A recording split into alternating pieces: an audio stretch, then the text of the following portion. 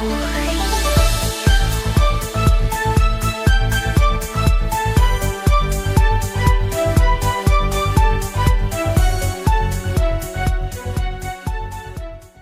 everyone, and welcome to Learning English with News. You're watching English with Kitty. Real topics, real English. I'm your host, Kitty, and here on this channel, we dive into the hottest topics shaping our world today with insights from expert guests. Today, we're diving into one of the most pressing questions of our time. We are living in the era of AI, from chatbots and image generators to self-driving cars and robot assistants. It's evolving faster than most of us can keep up with. And while many of these tools are exciting, they also raise serious concerns. So here's the big question. Will AI replace most human jobs? To help us break it down, I'm joined by a very special guest, Thomas, an expert in AI and emerging technologies. Let's hear what he has to say. Hi, Thomas. Thank you for joining us. First question, do you think AI is really going to replace the majority of human jobs? AI will definitely change the job market, but it won't replace all human jobs. It's true that many routine and repetitive tasks like data entry, customer service, or even basic writing are already being automated. But there are still many roles that need human creativity, empathy, and critical thinking, things AI still can't fully replicate. I used to work in the tech field myself, so I'm really curious about this. Will we still need programmers in the future, or is the demand for coding jobs actually going to decrease because of AI? That's a great question, and one that a lot of people in tech are asking right now. AI tools like code generators and copilots are definitely making it easier to write code faster and in some cases without needing to code at all. But here's the thing. We still need people who understand how systems work, how to debug, how to design architecture, and how to think logically. So while basic coding might become more automated, skilled programmers, especially those who can work with AI, will still be in high demand. You said there will still be demand for programmers, but let's think long term. What if in 10, 20, or even 30 years, AI becomes so advanced that it starts to think more like humans? Could that mean we'll eventually need fewer and fewer people in tech, maybe even in most industries? I think a lot of young people, like school children today or students preparing to choose a university major, are worried about this. They're asking, what kind of future are we walking into? Is what we're learning today going to become useless tomorrow? That's a very real concern. And I think it's wise to ask these questions now. Yes, AI is evolving fast, and it will take over more tasks that used to require human intelligence. But even in 30 years, it's unlikely that AI will completely replace human workers, especially in areas like leadership, ethics, emotional intelligence, and creative problem solving. The key isn't to avoid AI, it's to learn how to work with it. For students today, the best mindset is flexibility. Focus on learning how to adapt, and how to solve problems in new ways.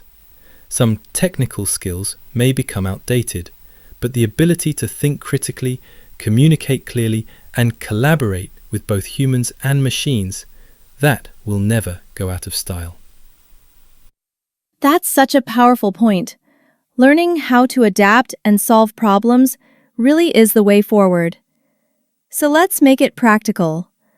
For students today who are thinking about university, or even high school students choosing their subjects, how should they decide what to study? What kind of degrees or skills will still be valuable in an AI-driven world? That's a smart and timely question.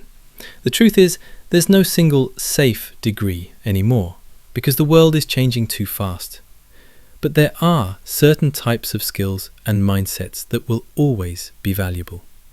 Degrees that focus on critical thinking, creativity, communication, and emotional intelligence, like psychology, philosophy, education, design, or even liberal arts, can give students an edge. At the same time, blending these with technical knowledge like computer science, data literacy, or AI ethics is a powerful combination. So my advice is, don't just chase what's popular right now. Choose subjects that help you think deeply, adapt quickly, and work alongside technology, not compete against it. That makes a lot of sense. Combining soft skills with technical knowledge really does sound like the future. Would you recommend that children start learning about AI from an early age? That's a great question. And I'd say it's never too early to introduce kids to the concepts behind AI. That doesn't mean teaching them to code complex algorithms in primary school, but it does mean helping them understand how technology works and how to think logically and ethically about it. Tools like block-based coding, AI-themed games, or even simple discussions about how apps like YouTube or Siri work, these can spark curiosity. And as they grow, we can guide them into deeper skills like data thinking, digital responsibility, and yes, even programming. The goal isn't to turn every child into a coder. It's to raise a generation who can understand, question, and collaborate with AI, instead of being afraid of it. Wow, that was such a fascinating conversation. AI isn't just about robots taking over.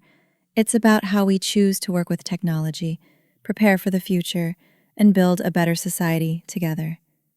A big thank you to Thomas for being our guest today.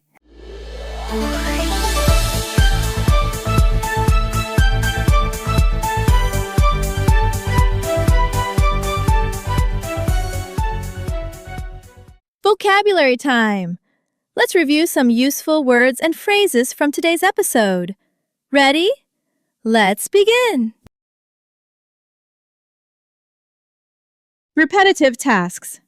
Meaning, actions that are repeated in the same way, often boring. Example, the robot can help with repetitive tasks in the factory. Empathy.